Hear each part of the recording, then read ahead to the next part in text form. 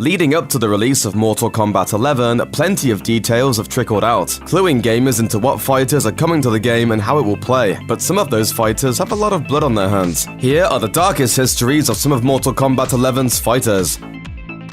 Lots of characters in the Mortal Kombat series are gross, but D'Vorah probably takes the cake. She belongs to a race called the Chitin, which are a race of intelligent insects. If D'Vorah were just a big insect, that would still be gross, but pretty par for the course in the world of Mortal Kombat. However, each Chitin is a colony of insects that inhabit a single body. That means D'Vorah is doing her best Oogie Boogie impression, and she's got whole swarms of creepy crawlies living inside her.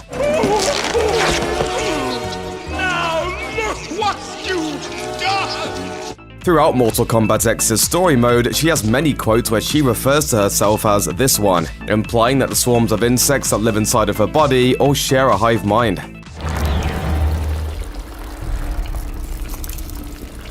That is really disturbing.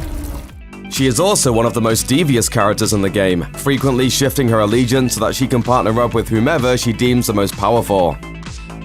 Considering the bloody and violent world featured in the Mortal Kombat series, it's unsurprising that many of the characters hail from unsavory occupations. Mercenaries and assassins are commonplace on the game's roster, and one of the most notorious is Jade. Even though she originally appeared as just a palette swap of Katana, Jade's personality and characterization has grown over the course of the series. She's such a skilled warrior that Shao Kahn placed her in a position as bodyguard to his daughter Katana. The two women developed a friendship over the years, which made for a difficult decision when Katana turned against her father, and the Emperor ordered Jade to kill her. Jade eventually sided with her friend, who she views as the closest thing she has to family. However, a resurrected Queen Sindel cut her opportunity short. The last we saw of Jade, her soul was being controlled by the necromancer Quan Chi. Whether she will be able to regain control of her free will is unknown. Kabal's origin story has changed dramatically over the multiple timeline resets Mortal Kombat has gone through. In the latest games, his story has only ever been hinted at in passing, but it sounds awfully similar to his original origin, and if it is, it means Kabal is one of the most dangerous people on Earth. Kabal's goal is to resurrect the Black Dragon, one of the most notorious organizations in all of the universe of Mortal Kombat. They split off from the Red Dragon Crime Syndicate, a group who sought to take over the world. Kabal has flipped back and forth between bringing the Black Dragon group to their former glory and fighting alongside Earthrealm against the forces of Outworld. But his criminal past always seems at the forefront of his current actions. Like Jade, Kabal is currently an undead revenant, serving Quan Chi. Bonus fact about Kabal: when he was first created, he was so ugly that he could apparently scare other fighters to death. Really. Finish him.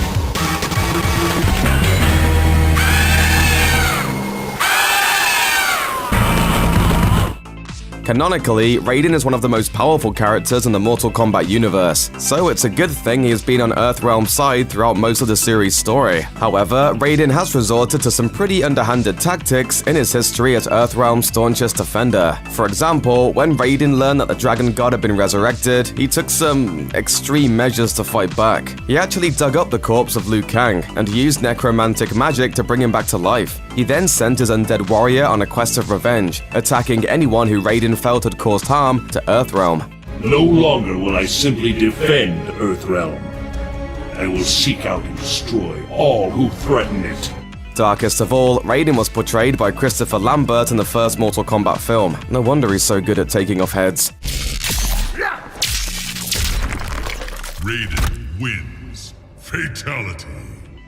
Shao Kahn is one of the biggest bads of all, not just in Mortal Kombat, but in all the video games. It should come as no surprise that Shao Kahn has done some nasty things throughout the course of the Mortal Kombat storyline, but even the way he rose to power is full of death and double-crossing. Shao Kahn began as an advisor to Onaga, the ruler of Outworld. Onaga is known in the lore of Mortal Kombat as the Dragon King, and has cast a looming shadow over the series' storyline. Despite his legendary power, Onaga was no match for the cunning of Shao Kahn. Everyone's favorite skull helmet-wearing final boss poisoned the Dragon King, killing him and seizing the throne for himself. It wasn't long before Kahn began invading other realms, enslaving or murdering entire populations, and devouring the quarters of arcade goers all over the world. Dang, he really needs to chill out.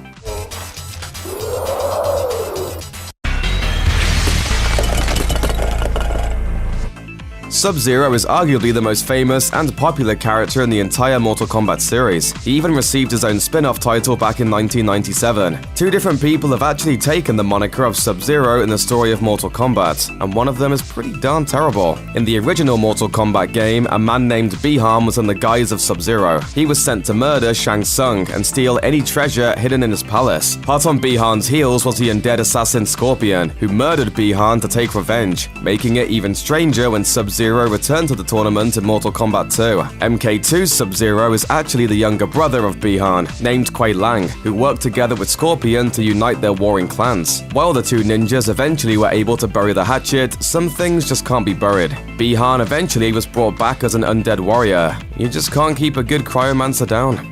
Check out one of our newest videos right here. Plus, even more SVG videos about your favorite games are coming soon. Subscribe to our YouTube channel and hit the bell so you don't miss a single one.